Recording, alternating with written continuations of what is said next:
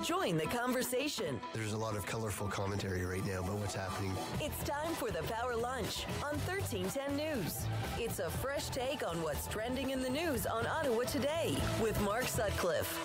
Welcome to the Power Lunch on 1310 News. I'll introduce our guest in just a moment. I want to mention we are going to be speaking in a couple of minutes with Bob Manette, Ottawa City Councillor, who's been commenting on some of the remarks recently made by Ottawa Senators owner Eugene Melmac. Also ahead before 1 o'clock today, if you didn't hear it earlier, our interview with Julie Lalonde. Very powerful story. She was...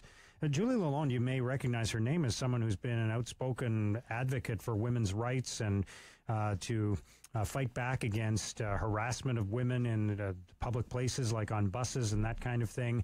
But she had her own story, which she never shared until very recently, of criminal harassment on the part of her ex-boyfriend, who passed away a couple of years ago after basically stalking her for 11 years. And she has started a new initiative that we are going to tell you more about coming up before 1 o'clock on Ottawa Today. Our guests on the Power Lunch today are Public Relations Specialist Sherilyn Starkey and City Councillor for College Ward Rick Chiarelli. Good afternoon. Welcome to both of you. Hi there. Good afternoon. And Rick, you have your New Year's Eve party coming up. Yes, I do. Alcohol-free family New Year's Eve at Ben Franklin Place at Center Point. And it's from 6 p.m. to 10 p.m. Best fireworks in the city, free sleigh rides, game shows, magicians, musicians. And this year, we have a theme every year. This year it's wizards and witches. So somebody will be greeting you as you come in. She looks a lot like Hermione Granger. Okay. And you can, if you want to, young and old, you can wear a costume. And if you do, you have a chance at a prize. But you don't have to wear a costume. We started this out 26 years ago with about 100 people attending. How many did you have last year?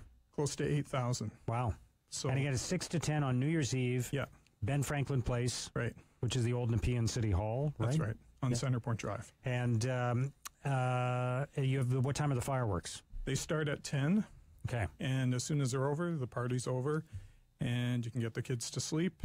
And you can go about the rest of the evening, I guess. Right. I guess, yeah, for parents, in some cases, you still have New Year's at that point, right? You can still go to midnight on your own, if you like. And we have many student volunteers who help run it. Okay. My family and I give up most of our Christmas holidays to organize it. And it's a great time. 4 years in a row, it's been voted the best place to be on New Year's Eve. Okay. Well, good luck with that. Great. All right, let's turn to our questions today. Sherilyn, we'll start with you. What should Eugene Melmac do following the controversy over his comments about moving the Senators to another city? A, apologize and reassure Senators fans that the team is not going anywhere. B, increase his efforts to complete the deal to move the team downtown. C, sell the team to local owners who are committed to Ottawa. Or D, nothing. He was only telling it like it is. What do you think? I'm kind of torn between B and D on that one, but I think maybe B. I think he's just a little bit of saber rattling going on here, trying to get his negotiations going a little bit more, trying to apply some pressure. I think it's backfired on him a little bit, but trying to apply some pressure through the media to help maybe free up some funds to help him with the move. So I think he's just going to go the distance on this. I don't think the Senators are going anywhere. So you think this was more of a message for the people he's negotiating with than it was for Senators fans? Yeah. Yeah. Yeah, I suspect you're right. Mm-hmm. When I heard those comments, I thought this is more about reminding politicians in Ottawa and the NCC and business people and others that, you know what, Senators aren't necessarily stuck in Ottawa. They have other options. And so when we're sitting down with you and negotiating the Le Breton deal, you better be aware of that because we have other options, which may or may not be the case, but it's posturing to try to get the best deal possible. Rick, what do you think? Yeah, well, I think, first of all, someone in his position has to grapple with the sense of occasion. And if his goal was to get more people to buy tickets, and what he's saying is true, they have to buy tickets or else you don't get a team. But if that was his goal, he did the wrong thing. But if his goal was to increase pressure in dealing with the city and the NCC, then that might have worked. And if his goal could be even gloomier than that, because the people who finished second and the people who want a team in Quebec City are hovering around, and I'm sure they've made overtures to buy the team or to try to get him to move it. And he could be trying to increase his leverage with people like them and maybe leveraging them against the LeBreton deal. Yeah, and who knows what gets said in private as well. He could be sitting down with the NCC and with city officials and saying, look, here's an offer I got from someone to move the team to another city. So unless you want to see the Senators go, I'm going to go take this offer, right? Yeah, and you can't, there's no question, if his goal is just to sell more seats, this is the wrong way to do it. That was the wrong way and the wrong time, completely the wrong time. But if he doesn't mind buying a bit more tarp for a little while he increases his other options, and maybe it made more sense than it appears to us. So I pick find local ownership. Sell the team to local owners who are committed to Ottawa. Yeah. It's cleaner. Yeah, and look, local ownership matters, right? And he is, for all of his strengths, Eugene Melmac has never been a local owner of the Ottawa Senators. I think he did save the franchise when they were in trouble, and I think the prospect of the Senators moving in 2003 was a lot bigger than it is today. And he kept the team in Ottawa, and that is to his credit. But he is not technically a Canadian resident. No. He doesn't pay taxes in this country, so he is an external owner. He's not a local owner. I'm not sure who the local owner would be of the Senators. Not just any owner would do, because if it's someone from the Cirque du Soleil group whose main focus in life now is to get a team for Quebec City, I'm not sure you want to. No, you don't want that. You don't want outside owners who have a vested interest in another community. That's why I think we'd want local owners. Yeah. If there were people who would come forward. I don't know if the Ottawa Sports and Entertainment Group is an option, or one or two of their partners might want to do it separate from OSEG, or whether there's somebody else who has those kinds of resources, or a group of people. I don't know. I do know not it's too many people that do. a lot more time-consuming to run an NHL franchise than to run the Red Blacks. So I don't know. I think it's more a question of time with people like that. But the Sens are winning again, so people will start buying tickets again. Now, Rick, from your perspective, what is the role of the city in these negotiations and in helping the team move downtown? Well, we have there are a number of things. First of all, I don't understand the decision to tell Mr. Melmac that you can't move downtown until we've figured out what you're doing with your current site, because I think the two should remain independent. Also, just to be clear, there are people saying, unless he comes up with a plan for what happens to Canadian Tire Centre, we shouldn't talk to him about moving downtown. I know why people in the west end of the city are concerned about what would happen to Canadian Tire Centre, but as you say, I think those are two separate issues. A business has a right to move to a better location without necessarily saying what they're going to do with their old building. Right, and I think we actually jeopardize our own role if we try to inject things that are not really relevant to the application. Secondly, you had the team wanting to access the brownfields money from the city. That's available to just about every developer in the city. So we have a program where the city pays half the cost of cleaning up contaminated land. And apparently the mayor's announced we will not do that for the Senators. So I'm not sure how that's going to play when it eventually comes to a full debate at council. But I think it ranges. Some cities will buy an arena for the team. So that's one end of the spectrum. And then at the other end, we're quibbling over whether they get the same opportunities that other developers do. But somewhere in between that is the role the city will have to play. Now, that program you're referring to is one that is normally applied on a much smaller scale than LeBreton Flats, right? It might be a gas station at the corner of a major intersection, and the land is sat empty for years because it's contaminated. The gas station's closed. It's gone. Nobody wants to develop the site, so it's not generating much property tax revenue for the city. So the city says, okay, we'll support through a rebate on property taxes or whatever. We'll support the cleanup of the site. And you then put a building on it. You start charging rent, or you sell the units and you start paying a lot more in property taxes. We recover it over the long haul. But that's going to be a smaller cleanup bill than LeBreton Flats, which is hundreds of millions potentially. This is bigger, but offsetting that fact is the fact that it's publicly owned land. So as governments, we have to clean that up anyway. So the negotiation, I think, should start from the realization that it's unacceptable for our governments, city and federal, to leave land there severely contaminated. Although right now it's the federal government's problem, not the city's. Yeah. So some people might ask, why would the city contribute? The city, through the process of negotiation, at some point they're going to have to get, I think, some relief on that, because anyone else would. Right. Or you go the other extreme where you have cities buying arenas for teams. I don't think we're headed there. No. And that's a lot more common in the United States than it is in Canada. Yeah. But there's a public good to having the team here. There's a huge economic benefit to the city. So it's not unreasonable that we participate somehow in some sort of partnership. But maybe that's what the negotiations are about. I don't know. Yeah. It's tricky, though, because I completely agree that there's a public good to having the team here. There's also a public good to having Shopify here. There's a public good to having other businesses here. We don't necessarily offer, that's not the criteria we always use for government handouts, right? There are, if you did that, you could be doing it for a lot of different things, not just a hockey team. Right, Chiarelli? It's a slippery slope. Yeah. But hockey is about more than economic good. It's cultural good as well. And we're Canadian. We love our hockey. And so it's a lot more complicated than just an economic benefit. It is, but I think we can't lose sight of the fact that it is a private business as well. Yes. Owned by an individual who makes money or loses money in that business. And there are lots of other businesses in exactly the same situation, and they do their part for the community too, and they don't get any support from government. That's correct, yeah. All right, we're going to take a quick break on the Power Lunch. Our guest today, City Councillor Rick Chiarelli, Sherilyn Starkey, PR specialist. Coming up, we're going to talk about the number of cases of abuse in long-term care homes and whether or not Donald Trump is going to fire Robert Mueller.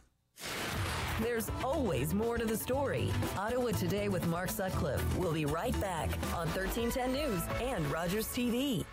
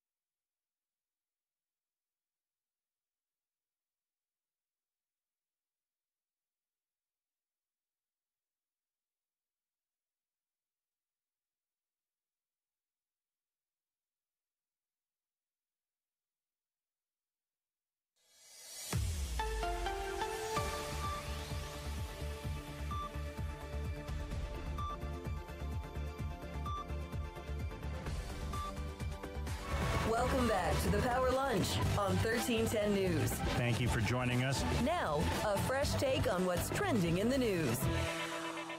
Welcome back to the Power Lunch. Our guests today are PR specialist Sherilyn Starkey and City Councillor Rick Chiarelli. What can be done about the alarming number of cases of abuse in long-term care homes? More information about that in the Ottawa Citizen today. A, increase prosecution and penalties for reported cases of abuse. B, install cameras and other monitoring equipment. Or C, bigger sanctions for facilities that don't comply with provincial regulations. Sherilyn? Well, of those choices, I would pick C, but I think D is, provide extra funding and more incentive to invest in training.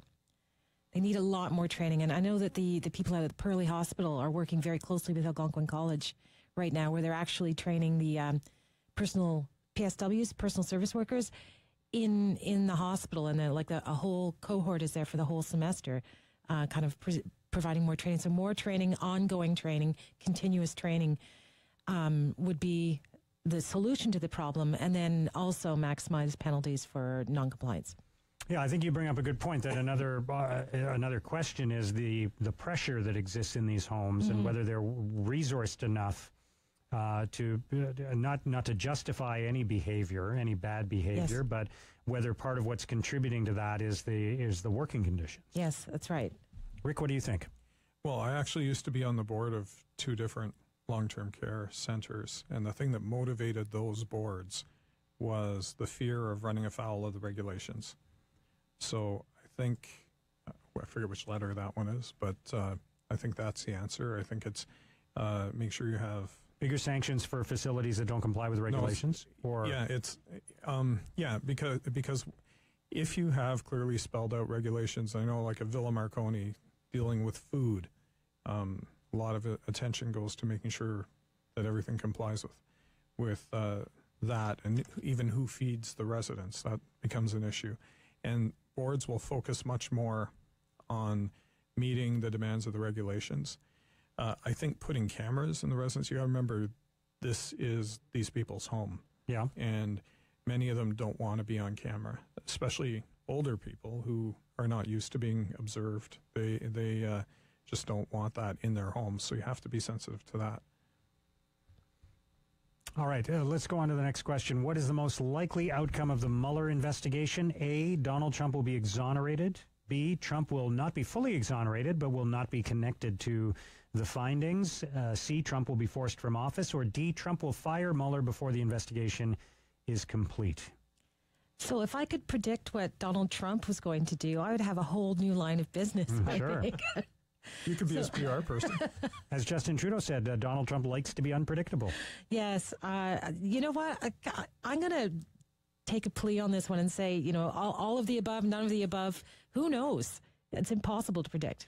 Okay. Well, that's a good answer. But I actually think Donald Trump understands a lot more things than he lets on. And I think ultimately you're going to find B will happen.